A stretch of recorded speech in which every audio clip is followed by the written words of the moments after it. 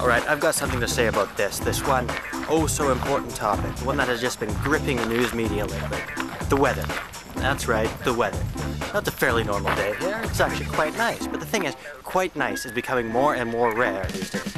All over the planet, longer droughts, harsher winters, stronger hurricanes, lack of rainfall is killing people in one place while too much is flooding towns somewhere else. Now, by now you've probably guessed what I'm going on about. Climate change. That's right, I want to talk about the big one. Global warming. Now, if you don't know what this global warming thing is, obviously the rock you've been living under has air conditioning. To put it simply, the world is heating up, so polar bears are going to drown, cities will be underwater, and everyone is going to burn. So naturally it would make sense to try and stop this from happening. Peter Mckay is doing his part to do just this. He has built an electric car. I love it.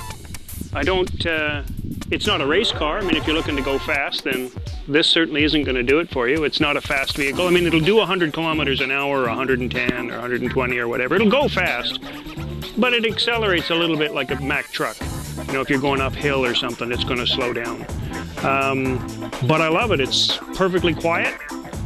Zero carbon dioxide emissions. It's about as green as they get.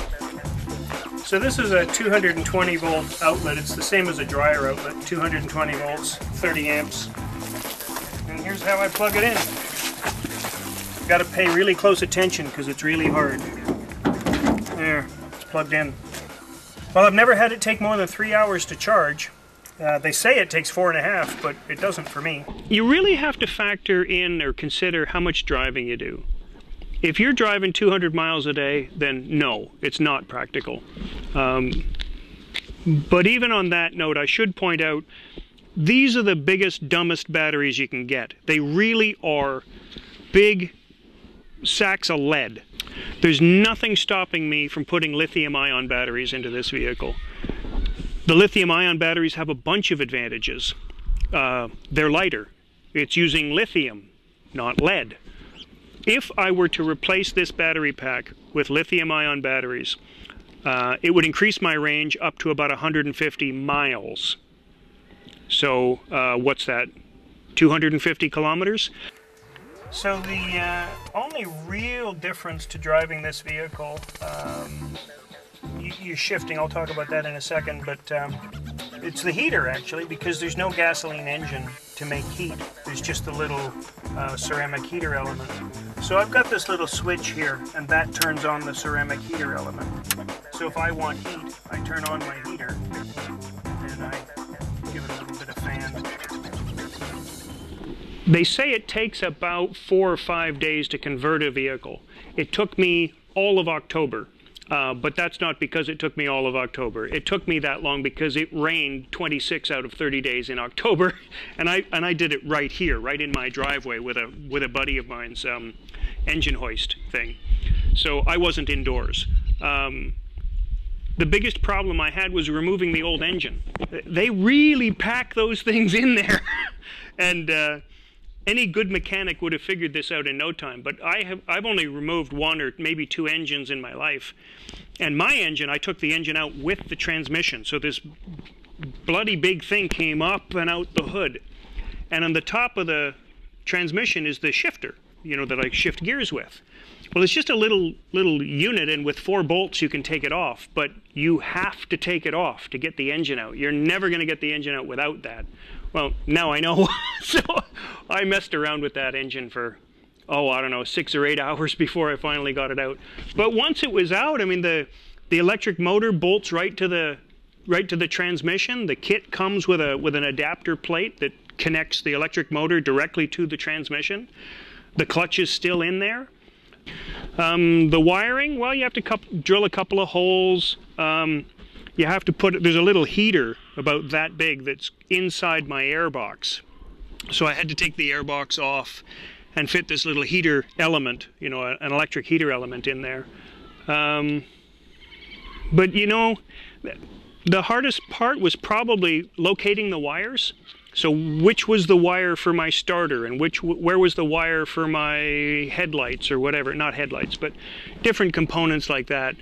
In fact, I spent the most time trying to figure out how to get my fan working.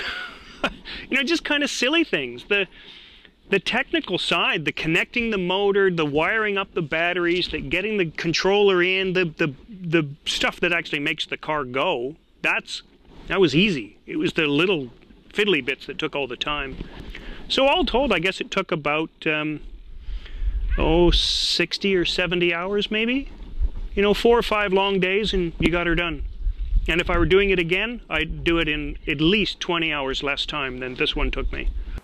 So we're just going down in under the vehicle here, and you can see that's the electric motor. So that's the end of the electric motor that you're looking at. The little wires coming out of it are for the tachometer. That's what tells the motor controller how fast the motor is spinning. So that's the 28 horsepower motor there, sitting right where the oil pan was of the old gasoline engine. So yeah, the wiring was pretty straightforward. Everything that I needed came in the kit, including the wire. I had to connect the wires, but everything was in the kit, and it's really much simpler than you could ever imagine. You know, there's parts in here that are really, really complicated. Like this motor controller here, that's immensely complicated.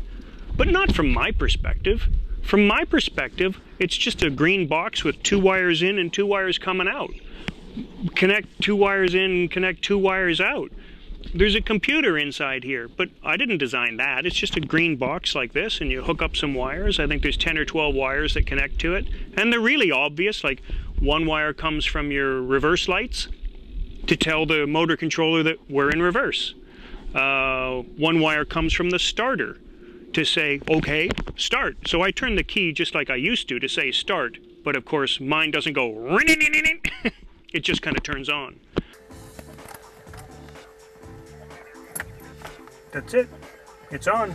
So I'm in first gear. My foot is on the brake. My other foot is not on the clutch. So right now, if it was a gasoline engine, I would have stalled it. But it's not a gasoline engine. There's no such thing as idle, right? Let off the brake. Give it a little juice. And here we go. So it's pretty much silent. So I'm turning at 3,000 RPM, so I shift gear just like I would with any other vehicle.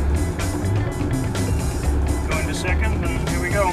Now here's something you wouldn't do with a gasoline car. So my foot is still not on the clutch, and I came to a complete stop. Again, that would have stalled a gas car. But I'll put it into 5th gear. Here we go. Now it's not going to accelerate well, but it accelerates. After all that I've been through with this vehicle, I am absolutely down to my bones convinced that General Motors crushed the fleet of electric vehicles that they made in 1999 or 2000. By 2003, they crushed every single one of them. I'm absolutely convinced they did that for only one reason: spare parts. I'm not going to use any. I have no alternator. I have no fan belts. I have no radiator. I have no fuel pump. I mean, there's all kinds of stuff that I could list off that breaks in your car, but doesn't break in mine. I know my batteries will wear out, but the electric motor could last me decades. The controllers could last me easily, realistically, the rest of my life. This truck will rust. When it does, I'll pick up my kit and I'll move it into a new truck, and I'll drive for another decade. That idea, I mean, imagine, I was just saying this to somebody this morning, imagine a completely different world where if you bought a vehicle, you knew that that vehicle, the engine, was guaranteed for 1,000,000 miles. How would you approach the purchase of the vehicle? You'd see it very differently. Maybe showrooms would sell you vehicles with no guts, because they know you've got your own guts. You've got your $1,000,000 motor, or 1,000,000-mile motor, and lots of people aren't going to want to buy a new car with a motor. Well, I've got a 1,000,000-mile powertrain. I've got a 200,000-kilometer body. That's my perspective. So yes, I paid more, I guess you could say. You know, like the kit cost me 14,000 bucks. Yeah, that's more than a gas engine, I suppose. But it's going to last 10 times longer than a gasoline engine.